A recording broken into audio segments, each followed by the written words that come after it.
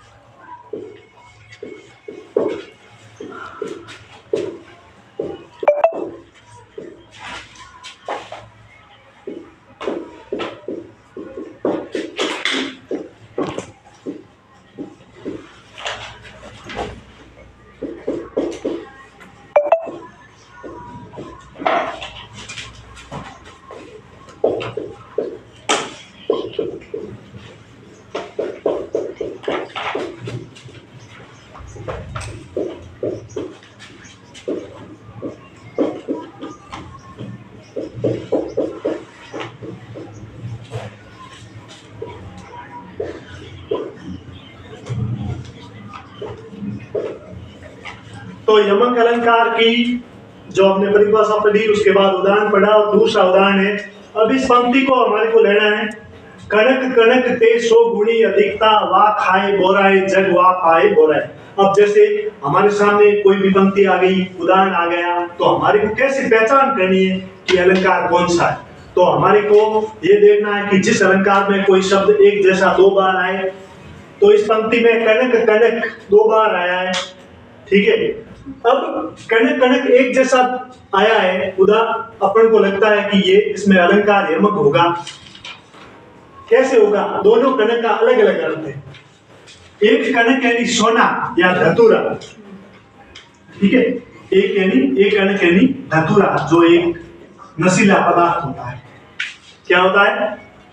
नशीला पदार्थ। नशे के रूप में धतूरे को लोग पीते हैं, ठीक है, खाते हैं।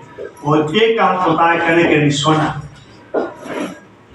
इस पंक्ति में हमारे को यह पढ़ना है कि कनक कनक ते सोगुणी अधिकता वाह खाए बोराए जग वाह पा बोराए। एक इस कनक यानी कि धतूरे को खा करके मनुष्य नशे रूप में पागल हो जाता है। इससे अधिक पागल किसमें हो जाता है? इस कनक में, यानी कि सोने में। जिस प्रकार धतूरा एक नशे का रूप होता है, उसको पी करके, उसको खा करके मनुष्य पागल हो जाता है, उसी प्रकार सोने का, जिसके पास सोना आ जाता है, सोने का घमंड किसके पास आ जाता है? अभिमान आ जाता है। सोने को पा करके अहंकार रूप में वो पागल हो जाता है। दोनों की विशेषता एक जैसी बताई है, अलग अर्थ है। अर्थ इसका अलग है। कनक यानी धतूरा जो नशे रूप में होता है, और कनक यानी सोना। जिस प्रकार व्यक्ति धतूरे को खा करके पागल होता है, उसी प्रकार सोने को प्राप्त करके हुए व्यक्ति अभिमान रूप में, घमंड रूप में पागल हो जाता है। तो इस दोनों का अर्थ अलग होने के कारण यहाँ पर यमक अलंकार है।